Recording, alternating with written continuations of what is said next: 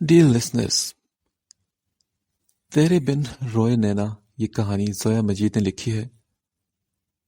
ये कहानी है वफा की, कंवल की, रयान, हुजैमा और हिबा की और हादी की भी।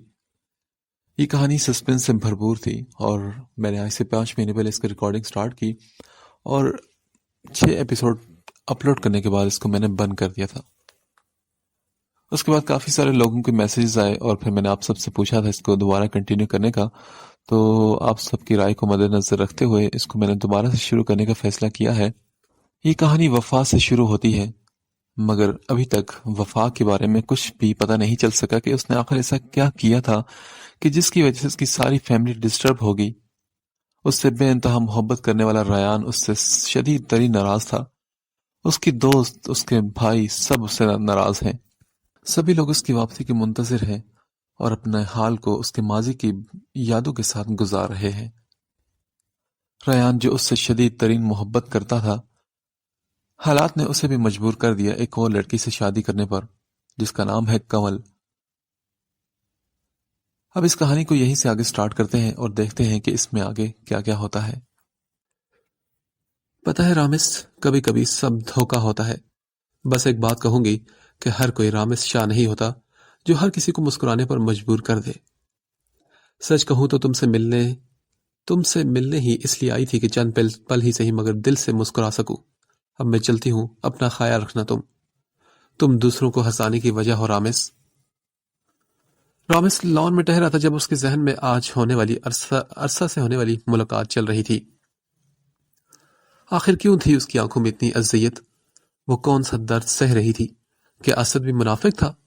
क्या मोहब्बत बस एक धोखा थी? वो बालों में उंगलियां फंसाते हुए गहरी सोच में गुम था। हे ब्रो, कॉफी पियोगे? साशा मुस्कुराती वहां आ गई थी और कॉफी का मग उसकी तरफ बढ़ाया, मगर वो गहरे ख्यालात में खोया हुआ था। ब्रो, सब ठीक है? उसे गुमसुम देखकर साशा ने उसकी आंखों के आगे चुटकी बजाई तो वो चौंक उठा। कहाँ खो गए? क्या हेबा के ख्यालों में? कॉफी का मग उसकी जानब बढ़ाकर शरारत भरे अंदाज में वो पूछ रही थी। रॉमिस ने कॉफी का मग पकड़कर इनकार में सर हिलाया और कहा, आज मैं अरसा से मिला हूं। कॉफी का घोट हल्क में उतारकर उसने आहिस्तगी से कहा। साशा के हाथ में वाज़ेह लर्जिश थी। क्या कहा? अरसा से? मगर कैसे? वो आज मेरे कॉलेज आई थी। कॉलेज? लेकिन क्यों? पता नहीं, बस मिलने आई थी यूं ही। उसने गहरी सांस लेकर उसे कहा। ब्रो, वो परेशान थी क्या? हाँ, ऑफ कोर्स, बहुत ज्यादा परेशान थी। झूठ क्यों बोलते हो यार? जो भी बात है सच बता दो ना। साशा ने चिढ़कर कहते हुए खफकी से पूछा था। यार, वो खुश नहीं थी। मैंने उसकी आंखों से दर्द टपकता देखा। अज़ियत उसके लफ्ज़ों से निकल रही थी। उसके चेहरे पर एक जरा सी भी खुशी की रमक नहीं थी और कहीं से भी नहीं लगता था कि इससे मोहब्बत पाई है। साशा, मोहब्बत पाकर तो लोग निखर जाते हैं, मगर वो तो बिखर सी गई है। रंजीदगी से कहते हुए उसने झुककर कॉफी का मग संगी बेंच से उठाया और अपने लबों को लगा लिया। फिर ब्रो, कोई मदद मांगी उसने तुमसे? इंसान उसकी मदद कभी नहीं कर सकता यार, जो खुद भी उस जहन्नम से निकलना न चाहता हो। उसकी बात पर साशा ने उसके कंधे पर हाथ रखा और कहा, डोंट वरी ब्रो, इंशाल्लाह कुछ अच्छा हो जाएगा।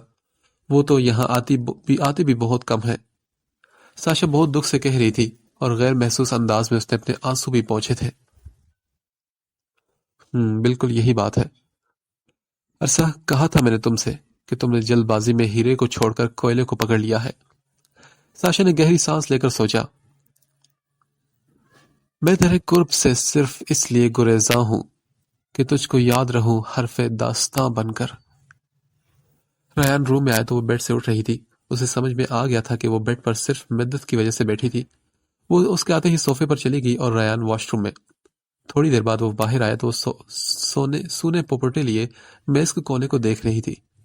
दरवाजा खटखटाने की आवाज आई तो वो दोनों चौंके और एक दूसरे को देखा। रयान ने बाहर वाले को इजाजत दी।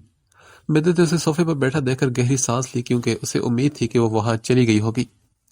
रयान भी मिद्दत की निगाहों का मफहूम समझ गया था। ये लो, ये पेन किलर है। اس نے پین کلر اور دودھ کا گلاس اس کی جانب بڑھایا جس نے اسے شکریہ کہہ کر تھام لیا. اچھا کنول، حزیمہ کہہ رہی تھی کہ کل تم نے اسائنمنٹ جمع کروانی ہے تو کیا تم دونوں کی اسائنمنٹ ایک جیسی ہے؟ مدد نے اسے دیکھا. لیپ ٹاپ پر کام کرتے ریان کے ہاتھ لمحے بھر کو روکے تھے. نہیں آپی، ایک جیسی تو نہیں. انکار میں سر ہلا کر وہ نکاہت بھری آواز میں بولی تھی. مدد نے گلاس اس کے ہاتھ سے تھاما اور پلٹی. ریان، کنول کی اسائنمنٹ تم بناؤ گے. کچھ بھی کہنے سے پہلے میرا میسج پڑھ لینا. مدد نے سنجیدگی سے کہا. وہ کچھ کہنے لگا تھا. جب مدد نے اسے قید کیا تو وہ چپ کر گیا. کنول تو گویا سب سے لا تعلق تھی، خاموش سی بیٹھی تھی. چند لمحے بعد ریان کے فون پر میسج کی ٹیون بجی. اس نے بےتابی سے فون ان لاک کیا تو مدد کا میسج تھا. ریان، کنول کی ہیلپ کر دو. اس کی کل کی اسائنمنٹ بہت امپورٹنٹ ہے. اگر تم اس کی مدد کر دو تو ہو سکتا ہے کہ تمہاری وفا کی مشکلات اور سزا میں کچھ کمی ہو جائے. مدد کا میسج پڑھ کر اس نے آنکھیں میچ کر گہری سانس لی اور پھر آنکھوں پر ہاتھ رکھنے کے چند لمحے بعد کھول کر کنول کو دیکھا جو ویسے ہی بیٹھی ہوئی تھی. کون سی اسائنمنٹ بنانی ہے تم نے؟ کنول نے ریان کو کہتے سنا اور چونک کر اسے دیکھا. سر میں بنا لوں گی، اس نے آہستگی سے کہا تھا. وہ واقعی نہیں چاہتی تھی کہ وہ اس کو تکلیف دے. میں نے کہا ٹاپک بتاؤ مجھے، وہ سنجیدگی سے بولا تھا. انداز ایسا تھا کہ کنول انکار ہی نہ کر سکی. ریان شیٹس لے آیا تھا. بکس کہاں ہے تمہاری؟ اسے دیکھے بنا وہ اس سے پوچھ رہا تھا. بکس؟ وہ تو ابھی لی نہیں. نچلا لب کاٹتے ہوئے دھیرے سے بولی تو ریان نے حیرت سے اسے دیکھا. کیسی پاگل لڑکی ہو تم، ابھی تک بکس بھی نہیں لی؟ وہ تعجب سے اسے دیکھ رہا تھا. تبھی وہ بولی مجھے ٹائم نہیں ملا اس وجہ سے. اسے یہ کہتے ہوئے سر جھکا لیا تو ریان نے کہا آج کل ہر کام آن لائن ہوتا ہے. کتابوں اور ان کے رائٹرز کے نام بتاؤ مجھے. اسے تانا مار کر موبائل نکالتے ہوئے کتابوں کا پوچھنے لگا. وہ بے حد سنجیدہ تھا اور کنول کو اس وقت انکار کرنا اچھا نہیں لگا تھا، اس لیے خاموشی سے کتابوں کے نام بتا دیے. ریان نے فوراً آرڈر کر دیا اور پھر اسائنمنٹ بنانے لگا. کنول کو کچھ اچھا لگ رہا تھا کہ وہ اس کا کام کر رہا ہے اور کچھ برا ہو کہ وہ آفس سے تھکا آیا تھا اور وہ اسے آتے ہی الجھا چکی تھی. جب تک اس نے اسائنمنٹ مکمل کی کتابیں بھی اس کی آ چکی تھی. ریان کا سر کا درد اب بڑھ چکا تھا. اس نے اسائنمنٹ فائل میں لگا کر خود سر تک کمبل تان کر لیٹ گیا. ایک ہاتھ سے وہ اپنا سر بھی دبا رہا تھا. ریان بھائی، میں آپ سے ابھی شادی نہیں کر سکتی. وہ لاؤنج میں صوفے پر بیٹھا کوئی کام کر رہا تھا. جب وفا کی آواز اس کی سماعتوں سے ٹکرائی تو وہ چونک اٹھا. لیکن کیوں؟ اس لیے کہ مجھے ابھی پی ایچ ڈی کرنی ہے اور شادی ہوگی تو میں نہیں کر سکوں گی اور میرا خواب ادھورا رہ جائے گا. مجھے اپنے خواب ادھورے نہیں رکھنے. وہ اس کے پاس بیٹھتے ہوئے کہہ رہی تھی اور ریان اس کے انداز پر مسکرا دیا تھا. تو کیا شادی کے بعد بندہ خواب پورے نہیں کر سکتا؟ ریان بھائی، آپ جانتے ہیں نا کہ میں بہت سی ذمہ داریاں پڑ جاتی ہیں سر پر شادی کے بعد. وفا سنجیدگی سے بولی تو وہ مسکرا دیا. تم فکر مت کرو، میں تم پر کوئی بوجھ نہیں ڈالوں گا، بلکہ میں خود چاہوں گا کہ میری بیوی پڑھی لکھی ہو. آخر اتنے بڑے آدمی کی بیوی کو تو پڑھا لکھا ہونا چاہیے نا. وہ آخر میں شرارتی لہجے میں بولا تھا. اور ویسے بھی مجھے یقین ہے کہ میری شادی کسی بہت بڑے آدمی سے ہوگی. آپ اس کی بات بتاؤ، مجھے شادی کا بہت شوق ہے. وفا انتہائی معصومی سے بولی تھی اور ریان کا کہہ بلند ہوا تھا. جبکہ لاؤنج میں آتی حزیمہ بھی اس کی گل افشانی سے سیراب ہو گئی تھی. اس نے افسوس سے سر ہلایا تھا. تبھی ریان نے پوچھا اچھا تمہیں شوق کیوں تھا شادی کا؟ آف کورس اس لیے کہ ہر چیز نئی ہوگی، ایک خواب نواز زندگی ہوگی اور بھی بہت کچھ ہوگا. وفا خوشی سے بولی تھی. کچھ تو شرم کرو وفا، تمہاری بھائی سے شادی ہونے والی ہے، اب تو ان کے سامنے بھی مت آیا کرو. حزیمہ نے اسے گھورتے ہوئے کہا تھا. ہاں تو ان سے شادی ہونے والی ہے تو کیا اس صدمے میں ان کے سامنے آنا چھوڑ دو؟ ٹھوڑی پر ہاتھ رکھ کر اس نے پوچھا تھا. اف، بندہ تھوڑی سی شرم ہی کر لیتا ہے یار. حزیمہ نے دانت پیستوں سے گھور کر کہا تھا. یار مجھ سے تمہاری طرح نہیں رہا جاتا. آپ کو پتا ہے ہادی بھائی ابھی سامنے آتے ہیں تو یہ ایسے ہی سرخ ہو جاتی ہے جیسے. وہ بول رہی تھی. جب حزیمہ نے گھورا تو وہ مجبوراً چپ کر گئی. ریان دونوں کی نوک جھونک سے خوب خوش ہو رہا تھا. کیا بنے گا تمہارا؟ وہ پیر پٹکتے ہوئے چلی گئی. میرا تو پتہ نہیں، البتہ تم میری بھابھی ضرور بنو گی. وہ ہنستے ہوئے بولی اور ریان کی طرف دیکھا جو اسے محبت پاش نظروں سے دیکھ رہا تھا. ایسے کیا دیکھ رہے ہیں بھائی؟ وہ نظریں چڑھا کر بولی تو اس نے کہا بس کرو یار، یہ بھائی کہنا تو چھوڑو اب. اس کے یوں بار بار بھائی کہنے پر وہ غصے میں آ گیا تھا. اب بچپن سے کہہ رہی تو عادت آہستہ آہستہ ہی جائے گی نا میری. وفا دھیرے سے بولی تھی. ٹھیک ہے لیکن چھوٹ تو جائے گی نا، ایسا نہ ہو کہ شادی کے بعد تو مجھے بھائی کہتی رہو. ریان نے بھی آہستگی سے کہا تھا تو اس نے سرخ ہوتے چہرے کے ساتھ ہلکا سا ہنس کر سر ہلایا. ریان کو اس کے انداز پر کہکا بلند ہوا تھا. تم ناشتہ کیوں نہیں کر رہی؟ صبح ان دونوں کا ناشتہ مدت کمرے میں ہی دے گئی تھی. جب ریان نے اسے صرف چائے پیتے دیکھا تو نہ چاہ کر بھی پوچھ لیا. وہ ریان سر میرے ہاتھ میں لگی ہے نا. اس نے ایک نظر ہاتھ کو دیکھ کر کہا تھا. ہاں تو دوسرے سے کر لو. اپنی طرف سے ریان نے بڑا عقل مندانہ مشورہ دیا تھا اسے. سر کل جب آپ نے میرا بازو پکڑ کر مروڑا تھا نا، تب سے دوسرے ہاتھ میں بھی بہت درد ہے. وہ عام سے انداز میں بولی تھی تو ریان نے اسے دیکھا. وہ نہ ہی اس سے شکوہ کر رہی تھی اور نہ ہی اسے تانے مار رہی تھی. تبھی ریان نے گہری سانس لی اور کنول کے لیے اگلا لمحہ کسی دھچکے سے کم نہیں تھا جب ریان نے نوالا بنا کر اس کی جانب بڑھایا تھا. وہ بے یقینی سے اسے دیکھ رہی تھی جب ریان نے نوالا اس کے منہ میں ڈال دیا. کنول کو سمجھ نہیں آئی تھی کہ ناشتہ واقعی مزے کا تھا یا اس کے ہاتھوں کا کمال تھا. یہ کسی خوش فہمی میں جانے کی قطعی ضرورت نہیں. میں نے بس اپنی غلطی کا ازالہ کرنے کی کوشش کی ہے. ناشتے کے بعد وہ سنجیدگی سے بولا تو کنول نے بھی سر ہلا دیا. وہ جو ہی باہر گیا تو کنول نے مسکرا کر خود سے کہا آئی ایم سوری سر، میں نے آپ سے جھوٹ بولا، مگر سچ تو یہ تھا کہ میرا صبح ناشتہ کرنے کو دل نہیں تھا، اور پھر مجھے خود نہیں معلوم کہ میں نے کیسے آپ کے ہاتھوں سے اتنا ناشتہ کر لیا. ناشتے کے بعد ریان نے ان دونوں کو ڈراپ کرنا تھا. کنول اس کے ساتھ آگے بیٹھی تھی جبکہ حزیمہ پچھلی سیٹ پر. حزیمہ ہادی سے بات کر رہی تھی کہ جبکہ وہ دونوں ایک دوسرے کو نظر انداز کرنے کی پوری کوشش کر رہے تھے. کیا ہو رہا ہے؟ ہادی نے گاڑی میں بیٹھتے اسے میسج کیا. بورنگ. اس نے ٹائپ کر کے فوراً سینڈ کیا. او میری جان، کل آپ مجھے ڈراپ کریں گے؟ حزیمہ نے منہ بنا کر کہا تو وہ بولا کیوں؟ گاڑی مین روڈ پر ڈالتے اسے نہ سمجھی سے پوچھا. وہ اس لیے کہ مجھے اپنا آپ کباب میں ہڈی سا محسوس ہو رہا ہے. اس نے ایک نظر سامنے دیکھ کر اسے میسج کیا. ہادی اس کا میسج پڑھ کر ہنسا تھا. او تو واپسی پر کنول ایسا محسوس کرتی ہوگی ہے نا؟ اس نے مسکراتے ہوئے ٹائپ کیا تو وہ بولی ہاں وہ تو ہے. ایسے ان کا سارا راستہ معمول کی طرح ہادی سے بات کرتے ہوئے گزرا تھا جبکہ ان دونوں کا گہری خاموشی سے. بھائی کنول کو ہاتھ میں درد ہے تو آپ اسے 11 بجے لے جائیے گا کیونکہ اس کے بعد اگلا لیکچر 1 بجے ہوگا اور مجھے اس کی طبیعت بھی کچھ ٹھیک نہیں لگ رہی. کنول کے کالج میں جاتے ہی حزیمہ نے ریان کو دیکھ کر کہا تو وہ بولا سوری بیٹا مگر میں نہیں آ سکوں گا کیونکہ میں بہت بیزی ہوں. بھائی پلیز وہ آپ کی بیوی ہے یار. حزیمہ پلیز مجھے یہ بات تم ہر بار سے یاد دلاتے جسے مجھے یاد نہیں. اسے ایک نظر دیکھ کر وہ ناراضگی سے بولا تھا. بالکل ایسا ہی ہے بھائی، کیونکہ آپ واقعی بھول جاتے ہیں ہر بار. وہ بھی جواباً سختی سے بولی تھی. اچھا تو تمہیں اس کی اتنی پرواہ کیوں ہے؟ ہاں ریان نے چڑھتے ہوئے خفگی سے پوچھا تو وہ بولی کیونکہ مجھے اس کی پرواہ ہے بھائی. بس ایک لمحے کو سوچیں، اس کا سوائے ہمارے اور ہے ہی کون؟ میرے پاس حق جتانے کے لیے ہزاروں رشتے ہیں اور سچ تو یہ ہے کہ اس کے پاس حق جتانے کے لیے صرف ایک رشتہ ہے اور وہ بھی آپ کا. بھائی اور کچھ نہیں تو اسے تھوڑا سا مان ہی تو بخش دے. وہ انتہائی دکھ سے نم آواز میں کہہ رہی تھی.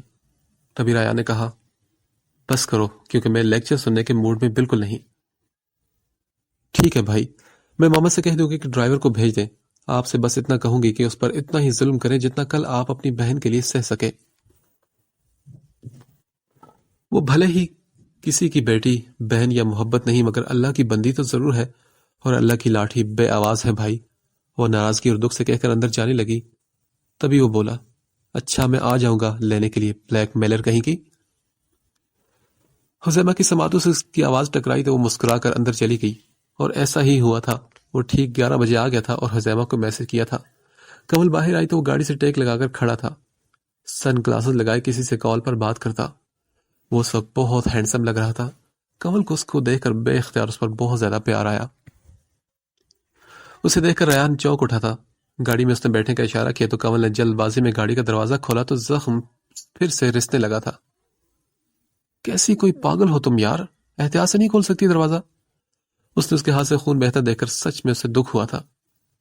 حد ہے ویسے لاپرواہی کی تمہاری. اب وہ جھنجھلاتے ہوئے بولا تھا اور گاڑی کلینک کی طرف بڑھا دی تھی. کنول کو اپنے زخم پر پیار آیا تھا جس کی وجہ سے وہ ریان کے قریب ہوتی جا رہی تھی. اور پھر یوں ہی کافی دن گزر گئے تھے.